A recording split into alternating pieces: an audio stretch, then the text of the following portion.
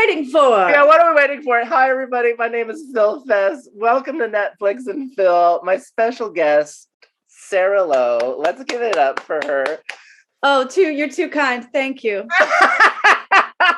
Thank you. I love that you brought coffee and bedroom boudoir realness to this effort. So I wanted to thank you from the bottom of my heart. If, depending on how this goes, I may just leap. You should, but it's so elegantly made, you know. It's almost too. It's like when you make your bed too nice, and you're like, is it cozy or is it beautiful? I don't know.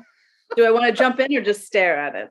Well, and typically there's only me in it, and that's a concern. But enough about me. Let's talk about. Now please tell me, Shmiki, right? Yes, this is Shmiki. Mm-hmm. I inherited these cats from my father, who passed a little over a year ago. And I tried really hard to not get these cats. I mean, I worked very hard to find them a home because I am allergic. My husband is allergic. My kids are allergic. And I just didn't want animals in my house. I didn't want it. I love animals, but they die. And then I get sad. And so I was like, I don't want them. And that didn't work out. It worked out that they came to my house and now they don't leave my side, which is very lovely. Shmiki and Shmooky. And that as if inheriting them wasn't enough. Then my dad has no records anywhere, right? So I have no, like, I know he did all the things, but there was like no tags or anything. So then I had to like pay for that. And also then, you know, you take them in and they're like, and what are their names? And you're like, Shmiki. Mm-hmm. And how do you spell that? Mm-hmm. I don't know. Yeah.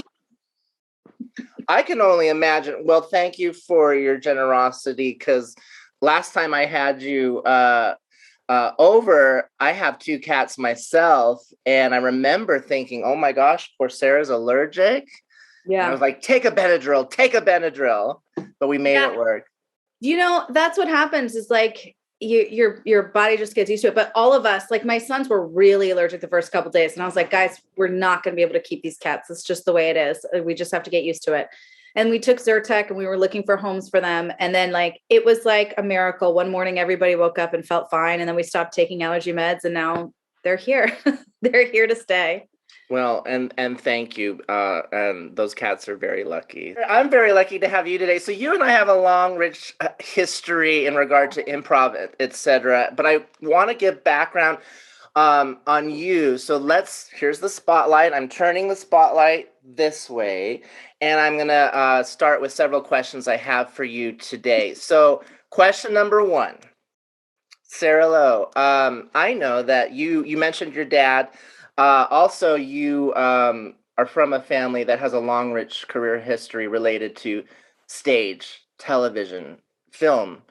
So tell us, who is your grandmother? And give us a bit of detail.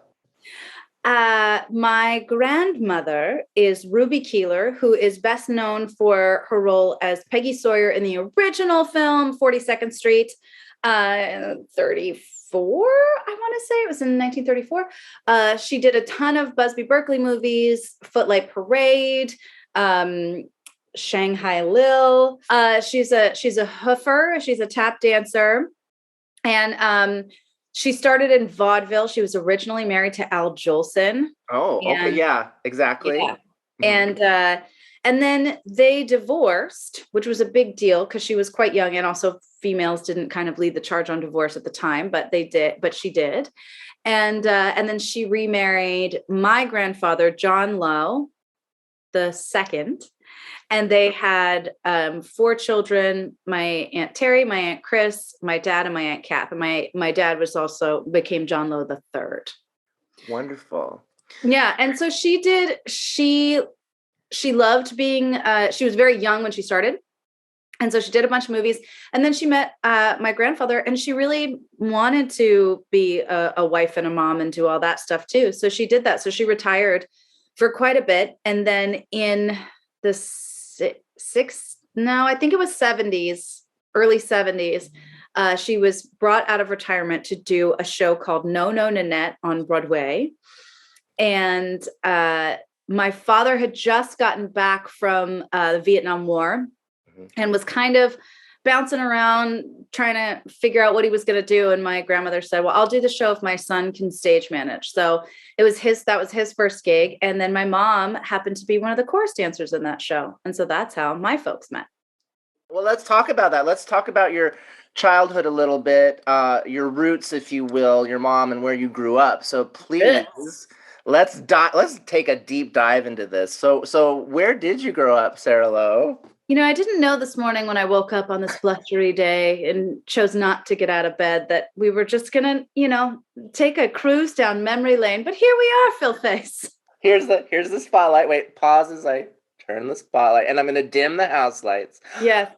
And I made sure to not put any makeup on because I wanted everybody to have the real experience. This is raw. It's raw. I love it. I love it. Oh, good. I did put makeup on the cat. So yeah. Just a little bit of rouge. Never hurt nobody. Okay, it's just a lash. Imagine if I just put a lash on the cat, just like meow, yes. Wait, that just made me think. So I just have to share this with you. When I was a child, I had an alter ego that sat in the back seat of the car. There was like a sticker on the car door, like on the window that like kind of peeled. And so I would like make that. I would do that. My mom would say, who's that? Who is that back there? Is it a kitty cat? Meows. Is it a dog? No. Who is it? Baby Catalina. I was baby Catalina and I would only answer with a meows. I love this. I think maybe I stole it from Mr. Rogers because there's a cat character. And so I think I might have been an early like plagiarizer. Well, and again, I know you to be a tremendous actress, improviser. And I think oftentimes, and I can really only speak for myself, but we get our roots kind of plagiarizing what we see on television. And sometimes our education is Sesame Street, at least for me, Sesame Street Electric Company, Mr. Rogers' Neighborhood, and that character that you spoke of who was always saying, meow, meow, meow, meow, meow. Yes. That's it, right? Exactly. Meow, meow. Yes, meow, meow. We'll wind it back. So tell me about Gwen and growing up in Burbank. Do I have that correct? That's right. I grew up in Burbank, California. My parents had moved to Burbank because my grandma Ruby was living in Palm Springs and she had a stroke. And so they wanted to live a little bit closer to her. My mom is from New York originally, and she was born and raised there. Her parents ran a dancing school. They were also in vaudeville as the Clark sisters, three sisters who sang and played instruments. Wonderful. And then her mom and her aunt ran a dancing school. So my mom kind of grew up, and my mom was, I don't know if you've ever heard of the Copacabana, made famous by Barry Manilow's song. Barry. Mm-hmm. But she was dancing in the Copacabana underage because her mom signed the papers and just said, yeah, sure, why not? So my mom was, singing and dancing and acting at a very young age. So she's just she always grew up around it. She didn't know any different. And so therefore neither did I. But yeah, so my parents met doing Nona Nanette. My grandmother had gone back after the show closed and then she had a stroke. So then they moved back to LA to kind of be close to her. And then they knew that there was entertainment, there was, the industry there as well. So they thought it would be a good idea to be in Burbank because that way they'd be close to it.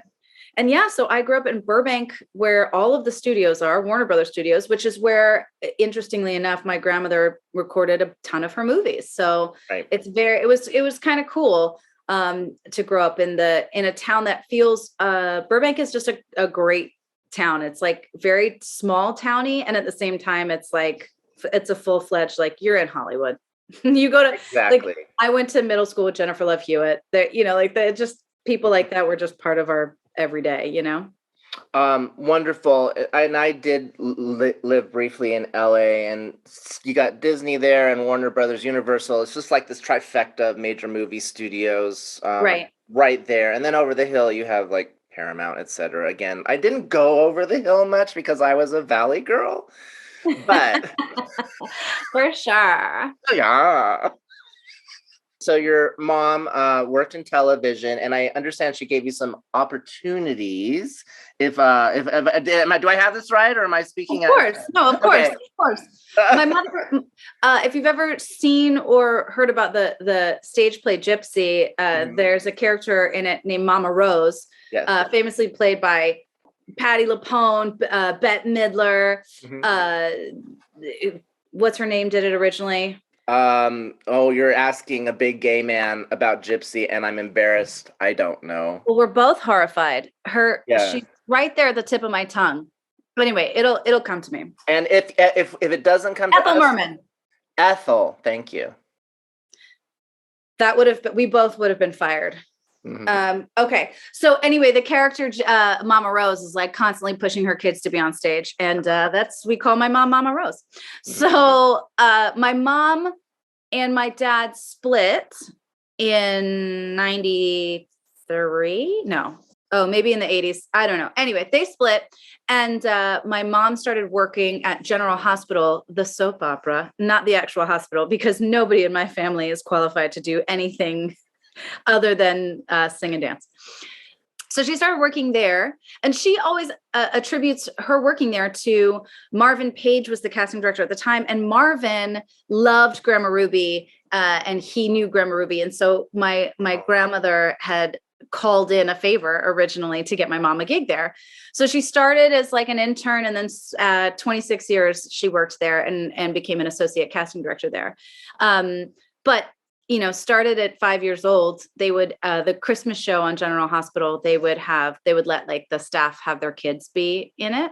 And so I think, I had done some commercials as a kid. I did like a Tang commercial with Florence Lacey.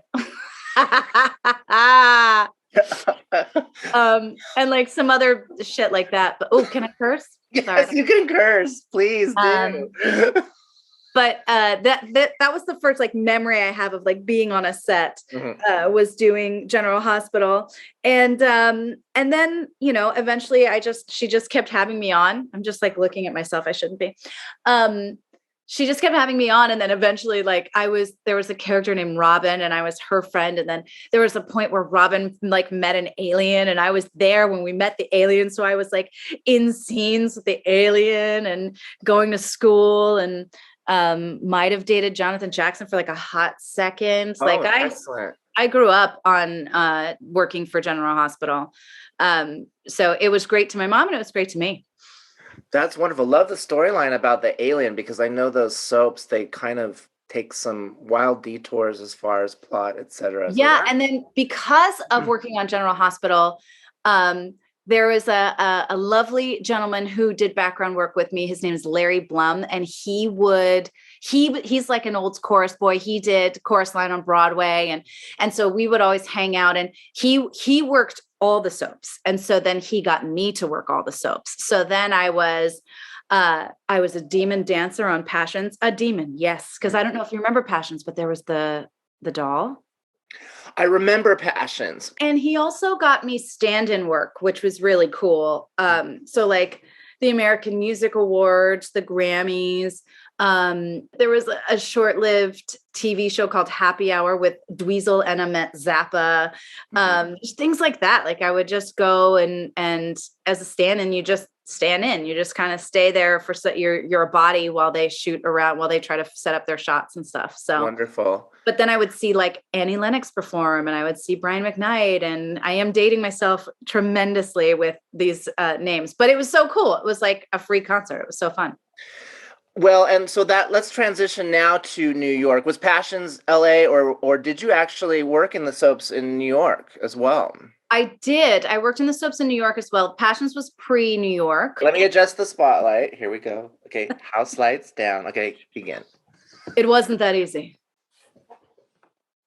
You see, you think you're good. You think you're the talent in your town. You're the big cheese. Everybody says, oh, you should be on Broadway. You should be on Saturday Night Live. But you get to New York, and you know what? You're one of 1,000. And if you don't have a union card, you're standing in line outside for 4 hours just to sing 8 bars. 8 bars! Do you know how many 8 bars is? Hairdresser, hairdresser, whoa. That's 8 bars. Sing, okay. And cut. All right. So talk about New York. And if I'm not mistaken, this is probably where you first dove into improv, which is how we ultimately met. But if I'm wrong, correct me. But yeah, go ahead. I am going to correct you. Also, Yes. I'm like, I love this. I love this so much because you just get people to like talk about themselves and go down memory lane. All right. So please tell us what got you to New York and improv. Okay, so I got to New York the first time because I wanted to be on Broadway, and they were reviving 42nd Street at the time. And I was like, oh, I tap. And my grandmother was Ruby Keeler. I'm in. I hadn't taken a lot of tap classes. I am fortunate that I have a very natural ability. My mom is outstanding. My mom is like, I would hesitate to say better than my grandmother, but my mom is probably one of the best tap dancers there is. She understudied Ann Miller in Sugar Babies on the Road. Like she's just she's ridiculously good. So I think I just thought I would also be ridiculously good. And I'm not. I'm okay. But when I take class, I'm better. But I don't just have I just don't just have it. So I went to that audition and was for sure I was going to book it, and I did not. And then I was like, what? These auditions are hard. I saw a show called The Donkey Show, and I did that, which is a Midsummer Night's Dream told through 70s disco music. Love it. Really interactive show I did in Chelsea, and I loved it. I loved seeing it. I loved being a part of it. It was amazing. And then I was still auditioning for other shows. I booked a show called Mamma Mia. Mm-hmm. And I had seen Mamma Mia in London and was like, I want to do that show. That looks like so much fun. And I auditioned like 1,000 times for that show and finally got it. And it took me to Las Vegas. Wonderful. So I did Mamma Mia in Las Vegas at the Mandalay Bay. We opened it. We were like the first Broadway show. Las Vegas went through like a Broadway 10 years of like having Broadway shows here, and it doesn't anymore. But we were like one of the first shows. So and I was in my 20s. So we like got to be at the Foundation Room all the time, and we got free passes to shit. It was like, I was living the high life. I was living La Vida Loca. Okay. I was having fun. And while I was here, there was a theater, a Second City. That is how I started improv, actually. It was not in New York. So explain this. So now I'm confused on the timeline, because this brings me to my next question, how you met your husband. Because I may be off, but you did not meet him via Second City. Is that correct? Correct. So here's where it gets kind of fun and interesting. So I did Mamma Mia with my friend Teresa Donnell and a few other people. Okay. Teresa's husband, Michael Godot, was the opening, or he was in Lance Burton's show. He wasn't the opening act. He did a piece in Lance Burton's show. He's a clown, magician, juggler, unicyclist, whatever. And I always found him interesting and funny and whatever. But Teresa's like a singer, and she's fantastic. And I met Mamma Mia was one of the most incredible experiences. I just met so many wonderful people, and it was like I didn't go to college, so it was like my college. It really was my training ground for how to be a performer and pace yourself 8 shows a week. And I understudied the lead, so that was also like learning. Like the first time I went on, I was like, oh, this is why they get paid the big bucks. It's hard. You have to take care of yourself all day and all that jazz. So I started to take some improv out here with an instructor whose name is Joe Kelly. Okay. And I took a class with Paul Mattingly. He was in my class. And Jason Sudeikis was out here at the time. Kay Cannon, a few other people who I saw. I never took a class with them, but Joe Kelly was my instructor. I decided that I still wanted to do Broadway, and I knew that I liked Vegas enough that I could be stuck here. I would stay here forever if I could. And I was like, I'm too young. I need to go back to New York. I want to be on Broadway. Good. So I left. I moved back to New York. I called Joe Kelly and I said, I want to start taking improv here. And he had just started writing on SNL. So Joe had been a writer on SNL, and I said, I want to start taking improv classes. Do I go to the UCB? And he said, well, people backstage here at SNL are talking about this place called The Pit, the People's Improv Theater. And I said, oh, okay. And I found this paper recently on a piece of paper. there were 2 level 1 teachers, Kurt Bronneler and Matt Donnelly. Mm-hmm. And I could not pronounce Kurt Bronneler's last name. And so I took class with Matt Donnelly. And the rest is history, because so your improv experience here locally predated mine, because that's why my wires were crossed, because I came post Sudeikis. Vegas is my home, but I came and took courses with Second City after that iteration. So, and that's when I met you, because you came. Well, here, you explain it to me, because I'll get it all messed up. So you ended up at the pit. You met your husband. Yeah, I met Matt, and we hit it off. And Matt was a gentleman, and after the first class, basically said, "I think you need to take Kurt's class because I'd like to take you out on a date." And I was like, "We can still date and take classes." He's like, No, I don't think that's a good idea. I don't need to be your instructor and somebody who's dating you. So I ended up taking Kurt's class anyway, which is great. Kurt is actually a better level 1 teacher. He had